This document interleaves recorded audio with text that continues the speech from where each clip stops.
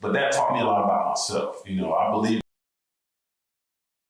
But that taught me a lot about myself. I believed in what I was doing, and I knew just keep going. The right people will come. You make sure you hire on values, not on just skill. Like being. Sometimes we get to a worker and we'll be like, oh, you'll dismiss everything they're doing because they're good at what they do. Exactly. Yeah, but that'll kill the company culture because you'll end up with just this person, and all the people who are good at who have the values that you want don't stay because they don't want to be around this person. Exactly. No, that's 100% true, and I've actually made that mistake before. Yeah.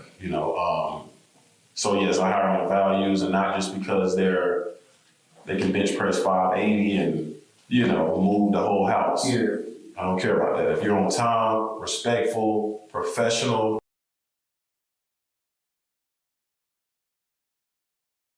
Welcome, family, to the Black Businessman Podcast, where we interview Black men who are making money and making an impact. All right, what's going on, Chris? Good? All right, good, man. Chris Brown, yo. That got. How long is that message in your lifetime? I gotta always ask that, man. Man, I've been bothered by this since I was 7th grade. 7th grade. All right. We're going to dive into that, but he had a trucking company, and we're going to dive into that. We're going to dive into his story. We're going to talk about it. We're going to see how we can, of course, we always do as we do on the program, talk about how we can make it better or how do you want to improve it, right? Yes, sir. Yes, sir. Right. So give us a background. Give us a little story about yourself and how did you get into the trucking business? Well, first and foremost, man, thank you for having me. I appreciate it. For the listeners, my name is Chris Brown. I'm from Florida, played professional basketball, and how I got into the moving company. I came home from Spain, and I was just kicking it. I was just chilling. And, I started picking up moving jobs myself. So I was the mover. And I had people... I'm watching these guys I'm moving with break people's stuff, be unprofessional, come on the job drunk, smelling like weed, just horrible. And I thought to myself, I can do this, And so that's what I did. I took one step, took 2 steps, and now I'm sitting with the man himself. Oh man, you the man. Like I said, you built this company about probably 2-3 years now. We've been on it maybe 4 years. So, and just see you build a company, watching you grow. Right, we hadn't talked in a long time, and a lot of things have been going on. So, when you first started, you said you could see it happen. What was those first steps like? What did you go from? You say you just started picking up jobs. How did you start picking up jobs? And so, in terms of me being a mover? Yeah, being a mover. So I was going on Craigslist, and I would just type in day jobs or something like that, just to have something to do during the day if I'm not training. And it would be moving companies looking for movers. And so they would respond, and I would go meet them at the location, and I would just be a mover. Okay, all right. And were the companies unprofessional, or was it just the other workers you were with, or what was the case in that? Well, in some cases, yeah, the company itself was very unprofessional. The owner would come out at times, and that taught me in that moment. For some of them, it starts at the top and it trickles down. Mm-hmm. And so most of the time, however the workers are, more than likely that's the ownership. That's the ownership, right? Yeah. So that's kind of how that was. But in other cases, it was just guys who didn't take it as serious, or maybe because it wasn't theirs. They come for that dollar just to get out. And I understand. Obviously, they were there for the day. The owner didn't impart a vision into them, right? Exactly. The owner didn't say, "Hey, this is what we're actually a team." It was like, "I just got you for the day, and that was it." Exactly. Yep. So from there, I'm a person that whatever I put my mind to, I'm going to accomplish it. That's just who I am. That's how I am. And so you hear me say a lot, I'm top to it, I'm not to. And that's a lifestyle. Okay. And so as I'm here working with these guys, I'm just thinking to myself. Explain that. I'm top to, I'm not to. Explain that. Yeah. So lifestyle, top to and not to. For me, what this means is whatever I set out to do, I'm going to accomplish it. I'm going to write a goal. I'm going to set a plan, and I'm going to follow it day by day until I see it happen. And I give myself a time frame. So, for example, going overseas. Mm-hmm.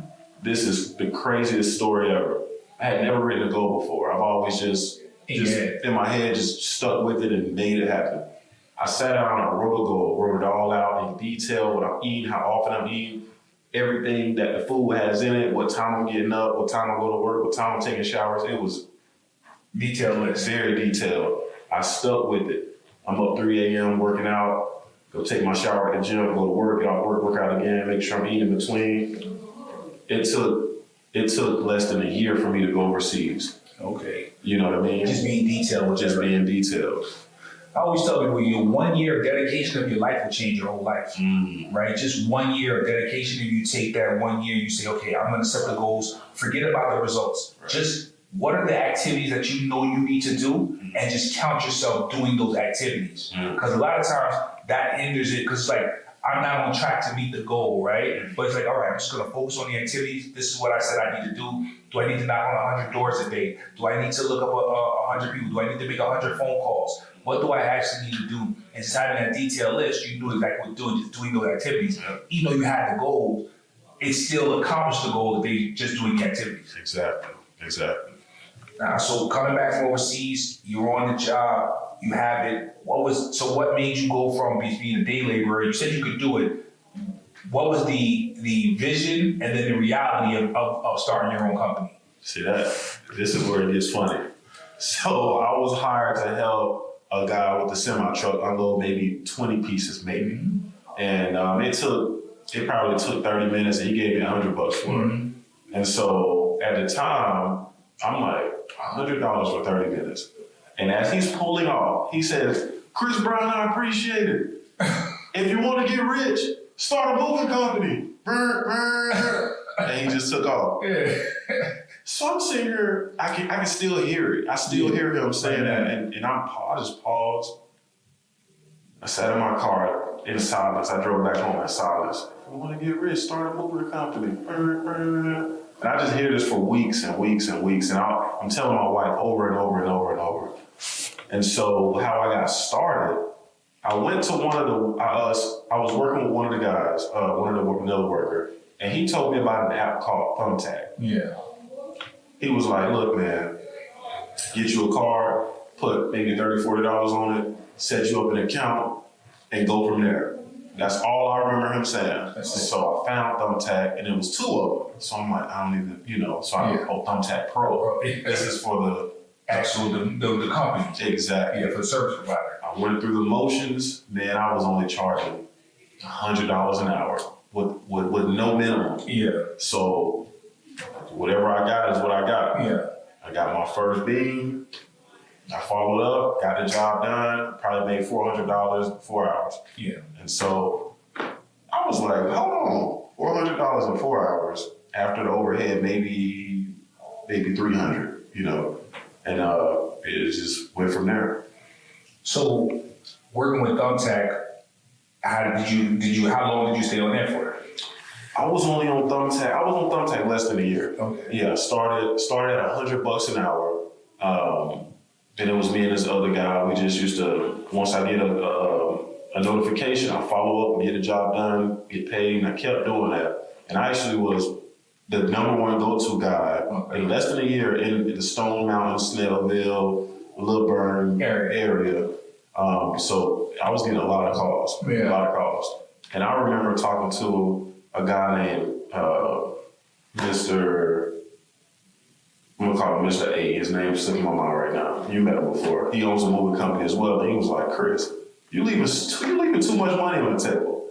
And in my mind, I'm like, bro, I'm all right. I'm doing about 3, 4, 5 jobs a week and $100 an hour. Good. Yeah. And so I ended up just continuing to do that. I recognized I ain't leaving a lot of money on the table. So as my confidence built, started upping my prices, and I just continued to grow from there. And I ended up leaving Thumbtack, making a Google page, getting with Angie, and just posting ads, and things just started rolling.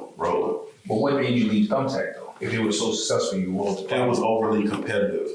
I had to keep my race low in order to, because I believe that when people go to Thumbtack, it's just looking for the best price. It's not about quality. It's all about price. So, it was time to grow. No, I totally understand. With the cleaning company, it was the same way. We started with Thumbtack, probably got to 100 reviews on there, and then it was just a price thing, right? And I've used Thumbtack. My strategy was to use Thumbtack to get reviews, right? We use them for Google reviews, but we also got reviews on Thumbtack. Thumbtack automatically sent out for reviews, Right. and so we were using them. But once we got enough reviews on there, we started running ads on Google. We had left Thumbtack because, just like you said, people just wanted the cheapest price, and they're just going on there, and it's a bidding war, and that same lead is going to 8 people. And so and Thumbtack just making their money by charging everybody. It's like, hey, we were charging you per lead, and you end up if you don't understand your cost to acquire a client, you could end up not even really making any money on the job because it costs you so much to acquire a client. So I definitely understood that. So you left from Thumbtack. How long did it take you to hire your first person? How long did it take me? Not long at all. My first person actually came from Craigslist. Okay. So I put out an ad on Craigslist because at the time, this is all I know. And the guy that I was working with initially, I had to fire him. I had to let him go. Yeah. For a number of reasons. And he was the best worker to this day I've ever had. Yeah. But that taught me a lot about myself. I believed in what I was doing, and I knew just keep going, the right people will come, And so I ended up, You made sure you hired on values, not on just skill. Like being, sometimes we get to a worker and we'll be like, oh, you'll dismiss everything they're doing because they're good at what they do. Exactly. Yeah, but that'll kill the company culture because you'll end up with just this person, and all the people who are good at, who have the values that you want, don't stay because they don't want to be around this person. Exactly. No, that's 100% true. And I've actually made that mistake before. Yeah. So yes, I hire on values, and not just because they can bench press 580 and move the whole house. Yeah. I don't care about that. If you're on time, respectful, professional, you can speak to the client, and if that's not your strong suit, cool. But you must be on time. You must be professional, and you must be clean cut. Yeah. But that's just what I desire in my workers. Yeah, that's what you want to present. That's your brand, right? Exactly. I always say, what is your brand? It's the identity that you have, for yourself internally and externally, right? When people are talking behind your back, right? They're like, and I always say talking behind your back, not enough, bad or good. Somebody still talking behind your back, right? They're praising you, but it's still praising you behind your back. So they're like, hey, that company is great. They're always on time. They show up. Your reputation, referrals, everything. There's a secret conversation going on about every business that we don't know about. There's people, when you leave that client, they're like, yeah, what happened? You just moved your house? Yeah, I had this great company. They were amazing. And they came in, they were on time, respectful. The gentleman was so nice. You don't even know this conversation going on. And then you get a referral 6 months later. You're like, where did this come from? Oh, I talked to Miss Jenny and she said you were amazing. And you don't know that this whole conversation's been going on for 6 months, right? She talked to her then. 6 months later, she called her back. And she said, what was the name of that company again? Right. Oh, this was that company and they were amazing and you need to call them. Exactly, yeah. So we always have to be aware of our reputation. Anybody can move a house. Anybody can clean a house. But not anybody can show up on time, be respectful, be polite, right? Making the customer feel welcome, and safe in their home, right? We're men going into a person's home, right? Yep. They have to feel like comfortable. So there's a lot of things that I worked for a couple of times, so I understand how it is, when you go in there and do those things. Right. So you hired your first person. How did you come up with the values that you wanted to have, those values that you wanted to have for your company?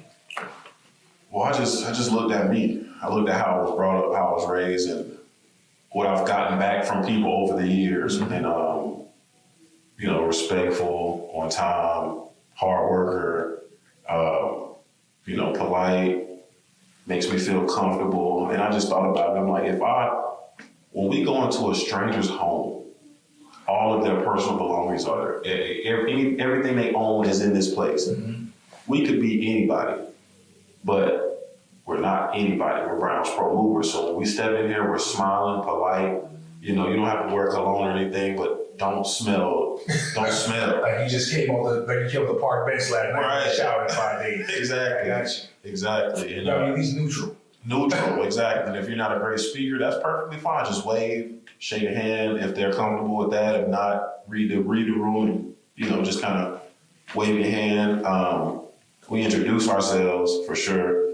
And if I'm present, I like to maybe crack a joke here or there just to kind of loosen the atmosphere. I always find some common ground, and that is, I always find a common ground. Yeah, we're all human, so there's a lot of times we're all human, so there's something, and we look for it deeply. There's something that connects us. Yep, and if I can't, I just ask a question about something I see. Can you give me a bit more history on this or background on this, and just let them speak and open up? I'm like, wow, and I validate everything they say, and now they feel comfortable, And so that's how I ended up. Basically, this is how I wanted to build my brand.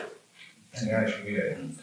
So how do you practice that with your employees? Like, say I'm not a good speaker, and how do you practice that? How do we go in? How do we move it? How do we approach people? That's something you practice, or is it like something that you hope you can do right? So it's not necessarily something I'm practicing. Honestly, I speak to the people, my workers one-on-one, just to kind of see how they speak and how they hold themselves. And if I'm present on a job, the ones who are comfortable, I let them say a little stuff here and there, and just kind of go from there. But more than anything, I lead by example on how I speak to them, how I conduct myself, and I tell them straight up what I expect. Even this conversation here, I've had this conversation. If you're not a good speaker, that's perfectly okay. No cursing, no sagging, no smoking, no smell like smoke. Just wave, get your job done. Whoever I put in charge to speak to the client, they know what's going on, basically. You said you made the mistake before about hiring someone. How did that go? What did you learn from that lesson? Well, we should let the names remain innocent, but just we can hear the story. Yeah, so I'll just say a close friend. I hired someone close to me, and man, complete animal. I mean, professional, polite, can speak in front of the clients, can do everything at a 5-star rate. Yeah. But then not on time. Not on time. And I can understand to a degree, but if you're not on time and I excuse that, now you're not on time, now you're not on time. And eventually Brown's Pro Movers is just not on time at all. Not on time at all. Right? And so go to have a conversation, and this brother, he didn't want to hear what I had to say. Basically, put up a fight, aggressive, XYZ. It hurt me because polite, professional. Yeah, you like, man, just be on time. Just be on time. If I say the job starts at 9 o'clock, why are we showing up 9:15? Don't even show up 9:01. Yeah. Matter of fact, be there at 8:50, ready to go with a smile, locked and loaded, because we're top 2 and we're not 2. Yeah. Right. But yeah, that's how that went, man. It is even hard to reminisce about, because this worker was phenomenal to where I was going to use him to open a branch up in another state. Yeah. But I thought about it. That I foresaw what was going to happen to that other branch.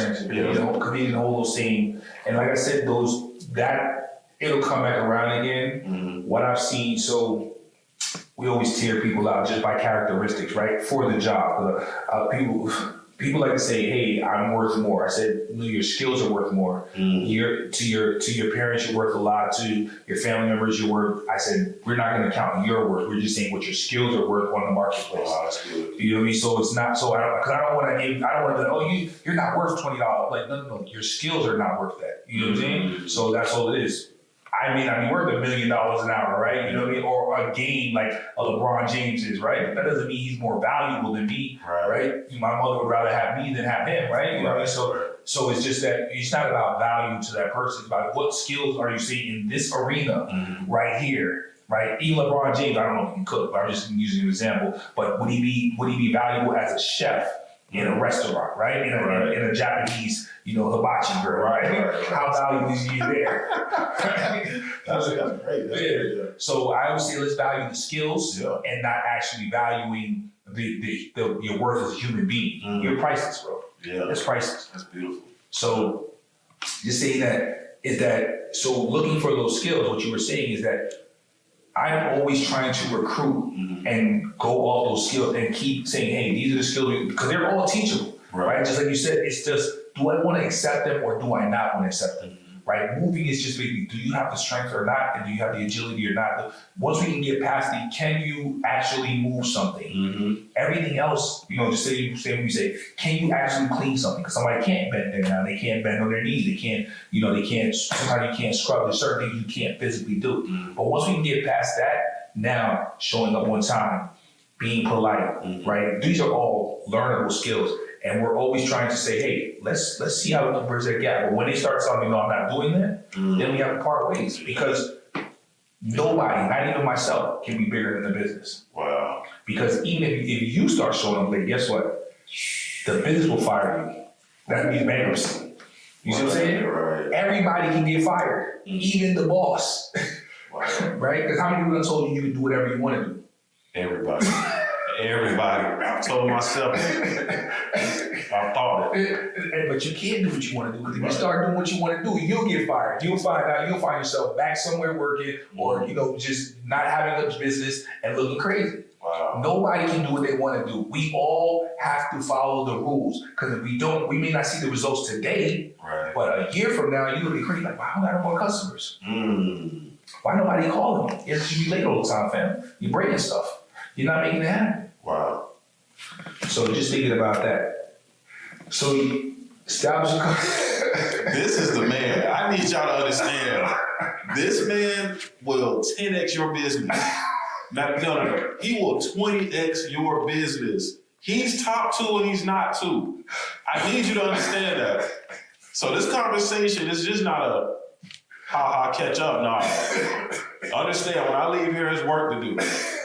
Matter of fact, I'm doing work right now as I'm sitting here processing everything that he's putting up. Oh man, Wow. Listen, I think we just built it, man. You know what I'm saying? I'm just sharing my experience with building a business, But that's the thing. Some people build with that thin plywood.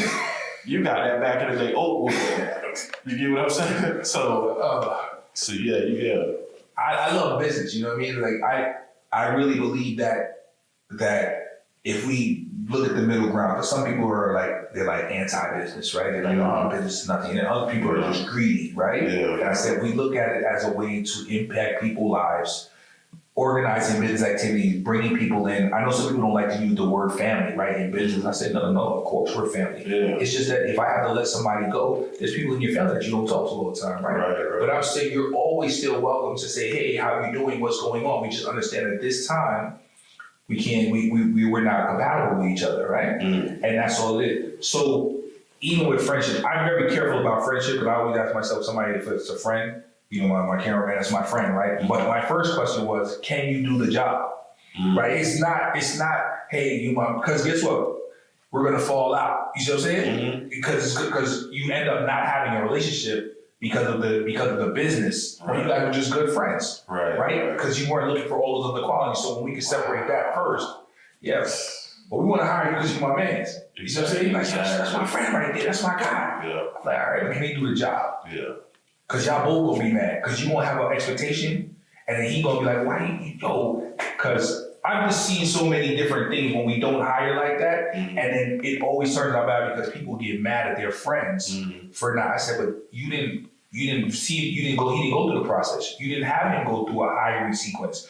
He didn't have to go through an interview process. You didn't evaluate his skills. You just said, that's my guy, come on. Yeah. And then you end up losing both, right, at one time. That's tough. So doing it right there, having your business, what's next for Brown Movers? Where do you want to take it at? Where is it at right now that you see it at? And what are the bottlenecks and what are the opportunities? Let's start with that. What do you think is holding Brown? So let me say the question first. Where do you want to take it? What's holding you back from taking it there? That's a great question. So I desire to take Brown's Pro Movers. To be honest, I haven't thought of an end goal because I think this could be something that's consistently, that's passed down generation to generation. But I do foresee having at least at least 5 trucks, taking over the Atlanta area completely, because we're top 2 and we're not 2. That's what we do. Yeah. You know, I will tell you what's holding me back. We had a conversation maybe a little over a year, and again, this man with 20 extra business, and it can be 2 words, and if you take those words and apply them, you told me, you looked at me and said, it's time to get off the truck. I didn't even know what that meant. So I'm like, I'm so young in the business, I'm literally thinking of me just not being on the truck, but trying to figure out how to not be on the truck. Yeah. Right? And so you gotta get off the truck. You gotta get off the truck. And you started that, but then I started hearing it other places. I'm like, what's the club? I keep hearing I gotta get off the truck. I'm waking up out of my sleep. I gotta get off the truck. And so eventually I got off the truck. Yeah. I wouldn't say permanently, because there are situations where I got to step in until maybe somebody arrived, or long distance moves. For me personally, and this is something I may need to grow out of, but I use the long distance moves as a time to reflect. So I'm driving 13 hours to Brooklyn, and you know I have a team waiting on me. Either my team is with me or waiting on me when I get there.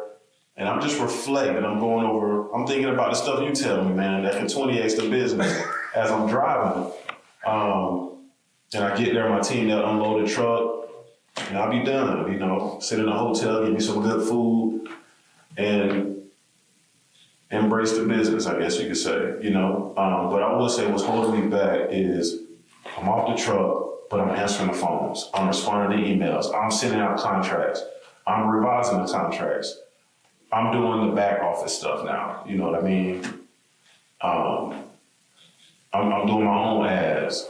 I'm posting all my own stuff on social media. And I know this is where the man himself comes in, you know, to help. So, I mean, because those are easy, those are fixes that we had the same problem, right? And I'm giving you all the challenges. I want to say one thing about you driving to New York, driving 13 hours. Right. Always keep the parts of the business you love. If you love driving to New York for 13 hours, there's nothing saying that you want to create the business where you can operate as you want to. Oh my goodness. Yeah, don't, because people will tell you, don't drive, no, I like driving to New York. So me and my mom, right? So, and I always keep my mom because we had to build a business together, right? Yeah. And just being able to build it with her, I'm a businessman. She loves the business, right? She loves the cleaning, right? Okay. So my mom's goal was not to stop cleaning. It was not to have the pressure of cleaning, right? Because she loves being with the girls. She loves being with the people. She loves to see the customers, right? She always wants to go out and clean once in a while, right? So she enjoys that. So that's something that she wants to go do, and she wants to be able to actually execute it, right? So I'm not gonna be like, oh mom, you know what? You can't clean anymore. That's the business. That's what the business gurus say. Right. Nah, do what you love to do. If this is what you want to do in the business, do it, because she just doesn't want to be the pressure. If you love driving to New York, if you love the long distance drive that keep your time reflect, drive the long distance. Hey, I'm taking all of these long distance ones. That's your thing. Now the admin part. What is keeping you from giving up the admin work to an assistant, to anybody? Okay, good. Yeah, that's a good question. Well, one, I don't want to shortchange anybody working for me. You know what I mean? And sometimes I guess I don't think I could pay the proper amount to this admin. And two, is a trust thing for me. Are you going to answer the phone how I would answer it? Although it's a training process, but are you going to remember our prices? And certain things vary. It varies, you know, because the way I price isn't common. Though I price long distance based on, I don't know if I need to be giving this out on the internet. But you have your way of pricing. You have your way of pricing. You don't have to give out your secret. You have your way of pricing. I have my way of pricing, and it varies. It literally, when it comes to local moves, it's the same. But long distance, it always varies. You know what I mean? And so, for me, the biggest thing is I don't want to shortchange anybody. That's the biggest, you know. That's a big experience. So two unanswerable questions that you have. Very easy.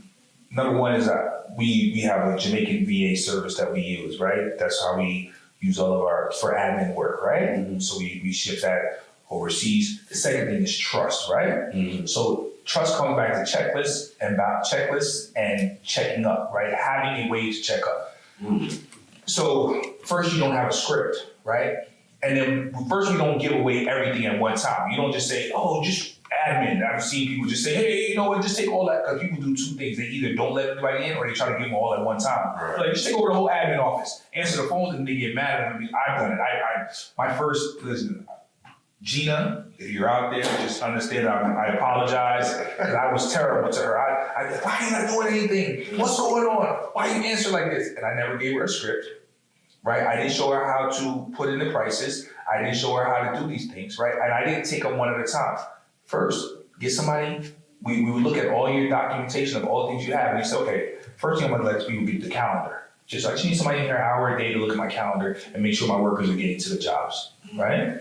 Second, I'm gonna work on my email. I'm gonna make sure all my emails are responded to, and I want you to respond to them in this way, making sure they're responding to the emails, right? And if the phones are the most precious thing because of the local service, so that would leave that for last, right? Where it's like the phones are the last thing I'm building on, but I would build out a script for my phone, understanding, and then saying, hey, so we, when I was in there, the first thing I gave away was just, because we had the same thing with regular cleans, with deep cleaning, just cleaning, the prices were the same. We have a calculator, you can just put it in and get the price. But for Airbnbs, somebody had to go out there. We couldn't just price it. So what we did was they filled out a form, they got all the information, and they would immediately pass it on to me and say, hey, we still do walkthroughs right now for Airbnb. I just don't do them, but we still do walkthroughs for the Airbnb. We did walkthroughs for the Airbnb because they were special. They had to be priced a certain way, and the person on the phone couldn't do them. Mm-hmm. So you just want to keep relieving that and say, hey, how do I get those prices and how do I do that? But you eventually have to have somebody that prices out your business, because then you'll be stuck on the phones. And you can't be stuck on the phones forever, because then you can't expand. What happens when you open the next location? Mm-hmm. Are you going to be the one answering for long distance calls? Exactly. So you have to, so your goal has to, okay, I have to have a method of pricing. Mm-hmm. I have to figure out some kind of method. It's very difficult. I'm not saying it's easy, but that's what you work on, and say, hey, how can I, what have I done? Because you just wing it sometimes when you're pricing, right? Not wing it, but you have a way of doing it, right? Yeah, exactly. All right. I was the same way. I knew in my head calculating, because then there's some things that are just like, oh, I put everything together and I understood exactly what I was doing. But you have to sit down and start detailing it. Okay, so for every 100 miles, I charge 3 cents, and then you add in gas, and then the gas price is such and such. I don't know, I'm just making this up, but just understanding that, because you have to get to a method. And then the last part is you have to be content with close and not exact, right? If you're doing long distance pricing, it's like, all right, I may lose, because she's taking over the phone, right? And they're pricing. I may get $100 left for this job, right? I may get $100 over for this job. Just thinking about it's going to even out. But how much is your time worth back to do the whole, to work on other parts of the business, right, to go out and get more business, to open up a new location? Is that worth the extra? Oh, and how many long distance jobs do you do a year? Okay, let me break it down by the month. So I would say monthly we do roughly between 7 and 6. I'll say up to 10. Up to 10. All right. What's the average you would think for a month? Average for a month? Or moves in general, just long distance? No, just long distance. Oh, average, yeah. Oh, I'll say 7. 7 long distance jobs a month, right? So if we did 70, 84 jobs, right? So 84 jobs. So now let's say you lost $100 of a call, right? That's $8,400. Now that means that your time over 12 months, you could lose $8,400. But could you make that money up building your business, right? And I'm just assuming the worst, right? I'm assuming like they off 100, you losing $100 every time you get a call. Mm-hmm. So that's $700 a month. But would you actually make that back doing something else? You want to open up another place, another business, and feeling like you got a good time. And I'm just saying a worst case scenario. I'm not saying it would lose you $100 a month. I'm not saying I'm going to have it like that. But I'm saying you got to think about it where, is my time so valuable because we start thinking about, oh, but I might lose, they might not price it right and I'll lose $100, $300, $500. But over the year time, I make all that back because I don't open up another center that's making me, $10,000 a month. Because now your job is to increase the value that you're putting on the business. And that's only by delegating more of the smaller stuff. Always trying to delegate, always trying to get rid of, but also understanding that I'm going to delegate a piece at a time. We're just talking about the last piece of sales, right? We're not even talking about the first piece, but you have to get off email. You have to get off your calendar. You have to get off the direct communication with your employees, right? The first line of communication where it's like, oh, we're on the job and the person hasn't answered and you're the one that got to call. You know what I mean? Why do you need to call? Right.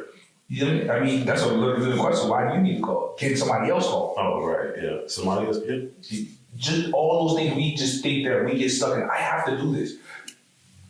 I see my mom do it, and that's why. And then I started seeing myself because she was with the cleaning part, right? She'd come in and I'd be like, nah, they cleaned already. It's all good. They did it. But I said, nah, go ahead. She done been in a job where they cleaned, where they did a real good job, and she was like, because she used to have to go and fix things, right? And she was like, but when she started going to jobs, they were just doing great. She was like, she felt, what do I have to do? There's nothing to do. But there was other things. Now we're doing work with the training program, building out a training system, right? Making sure where we want to go back, we're rebranding the business, right? All kinds of stuff is going on. So it's like higher leverage things that we want that she can work on now and to expand the business. Wow. So that's where the delegation now, the team runs Peter Tahara, shouting them out, and Monique. Monique is our operations manager, right? Peter, he's man overseas. He runs all the business operations inside in the office. He does all the communication with the cleaners. Any kind of problem that we have, he's the first line of defense. Tahara, she takes all the sales calls. She books all the jobs, right? And they work together in tandem. And then, like I told you, I have a team meeting. They have a team meeting every day at 8 o'clock, right? It's just a huddle. Then we have an hour-long team meeting every Tuesday. This is a leadership team meeting to go over the numbers, right? Where we're looking for how many clients did we get this week? How many did we lose this week? How many complaints do we have? How many praises do we have? How many reviews we got? I'm trying to think of all of them. So I still consult the business, right? That's my main job, right? So I'm over there, and the next part right now is that I just tell them, because they'll ask me a question, they'll be like, Clyde, the example today, they were saying it was we were talking about hiring, right? And they wanted to start people. We started people on Monday. They wanted to start people on Thursday because of pay. They said, Clyde, what do you think we should do about it? I said, what do you think we should do about it? And they gave me the answer. I said, you don't even need the answer from me. Wow. We just want your confirmation. No, you don't need my confirmation. I want you guys to make decisions. So what I started to do was just stop not being on the calls, right? Because me being on the calls allowed them to even say, what do you think about this, right? But when I'm not even on the call, because I was in Jamaica, so I was gone, I wasn't on the calls, and I was just, I would come on the weekly call. And they would come on and nobody asked me nothing. Nobody said anything. And I was lost.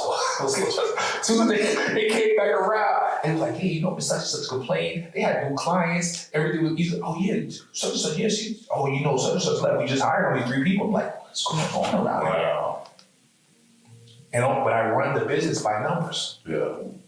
And so I'm just saying the levels of where you want to go with your business, where you can take it by delegating, and now you're saying, hey, how can I be the CEO organizing the business activities and running the business as coach, right? But you want to be the coach to coaches, right? So that's what Monique is. That's what Peter is, right? So they talk to the employees. I always, because we have so many new employees now. Well, not new, but people, I won't say new. We have people that have been here where over the last year, I stopped just being in contact, stop dealing with the hiring, stop being the person that people, because before, people were jumping over other people's heads. Right. And they were coming straight to me. Oh, Clyde, because I hired them, right? I was there with them, and I was the boss. So anyways, just showing you the process of where you can take the business and how you're delegating first for safety, saying, hey, I'm gonna just do my email first. Cause you wanna know the energy of the VA you're working with, of whoever you're working with, right? This is gonna be a person that's very close to you every day.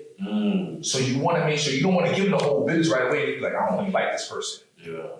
You would say, okay, all right, I'm gonna start with my email. Let's see how you doing calendars. And we start having a conversation every day. Start talking to them. You start seeing their routine. Do they come on time? Are they in habit? Are they good? Right? And that's what you want to look for. And then you can start delegating those things. Then you see, okay, now I can start looking for somebody for phones and they can start advising.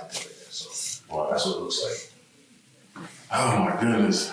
That's some powerful knowledge, bro. I could see, just based on what you just said, I could see how me being hands off could actually push I can use these hands now to push the business forward.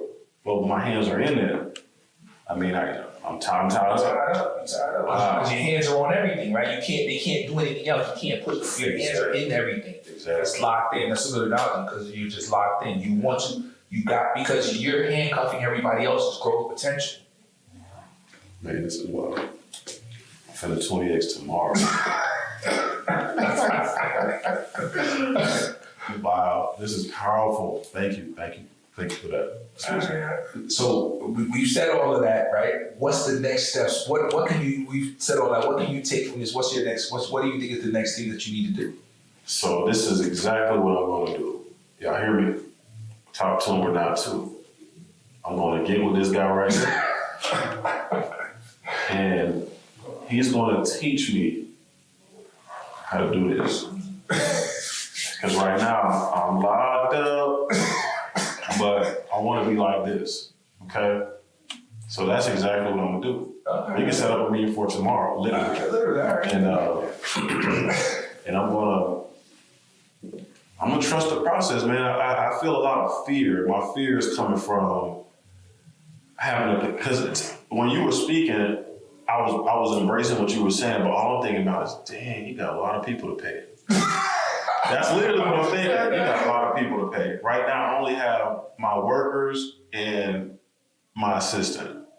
That's it. They're generating. You got to think how are they saving you? So there's two things that happens, right? There's two people in the business. They're generating money or they're generating time. Your job when you get time back is to start using that time to generate more money. If you're not using that time to generate more money, then there's not even worth it. You might as well be on the phones. You might as well be. You might as well. If they're not generating you money, you might as well answer emails. You might as well answer phone calls. Yeah. You might as well look at your calendar. You might as well call back the customer because you're not doing anything else to go generate money. Exactly. You're not. So you have to say, okay, when I get this time back, you have to have a plan for that time. Yeah. I can't just go drink mimosas and eat brunch during this time. I gotta really. So the first time I got my time back, right? This is what happened to the business.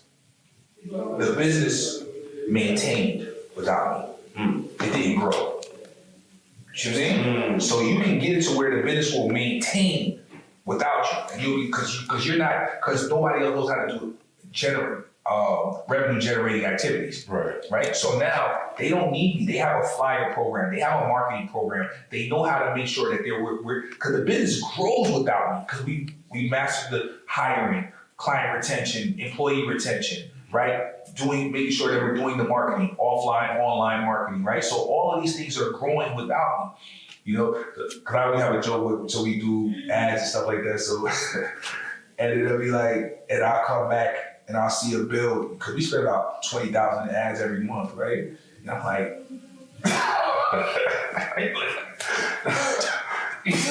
how much? 20,000? I mean, they're on the lower end, so That's lower end?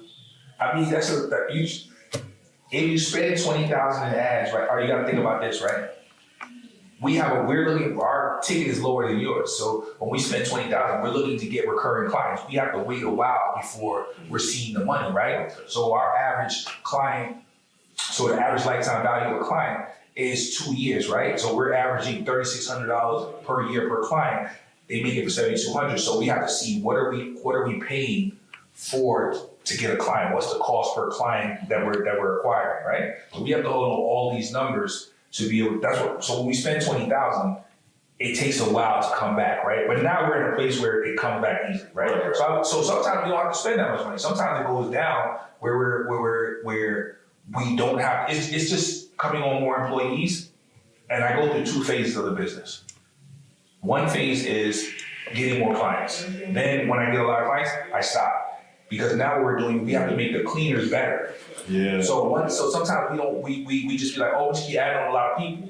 But no, make the business better. Mm-hmm. Make the employees you have better. Wait till you have great employees. Because if you just wait till if you say, all right, I got 6 A players right now, right? Then you bring on 5 more okay players, right? You gotta be out there, things ain't going where you just keep piling on jobs. But you're like, no, we get enough jobs now. Let's make these 5 great. Let's wait till we get 5 more. Not even these 5. Let's say we have to go through a lot of people. We wanna wait until we get 5 more A players. You only build your team on A players. You want them to be so good that they could go somewhere else, but you pay them good enough that they stay with you. Talk to them, not to. Wow. That's how you get it. That's how you become top. Because now you want to be able, because you can charge more. Because we don't break nothing. People gonna refer us. Listen. So people call us, right? They're like, well, I got Maria, and Maria can say, and Maria charges me, $10. I said, ma'am, do you want cheap or do you want great? Because you can't have both, right? We're coming in detail. We're gonna hit every corner. Do you want cheap or do you want great? Because we're gonna come back if we make a mistake. Right. We're gonna send a whole nother team. We're gonna make sure everything is done correctly. We're gonna reimburse you. We have insurance. Do you want cheap or do you want great? And that's what I have to make sure, because you have to be able to say the value, not just from myself, but from the clients also. But that's about it though, man. You know what I'm saying? Right. Yeah. We're moving from here to there, anywhere. Top 2, and we're not 2. Give us a call, 470-786-8687. Looking forward to serving you. Right, man, y'all heard it, man. Brown's Home. We only promote excellence here. We want to be the best in anything that we do, right? Because we understand that once we try to be the best, there's no competition. Not everything. You know what I'm saying? There's only other people. Because who wants to be great? Most people want to be average. Exactly. All right, man. Thank y'all. Black Businessman Podcast. See you on the next one. Y'all stay focused, stay blessed. Peace. Appreciate your time, brother.